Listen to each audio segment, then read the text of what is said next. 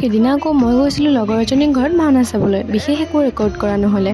ভাওনাখনৰ সৰু সৰু ক্লিপ কিছুমান ৰেকৰ্ড কৰিছিলোঁ। আপোনালোকে চাওক আৰু ভাওনাখনৰ নামটো গেছ কৰকচোন।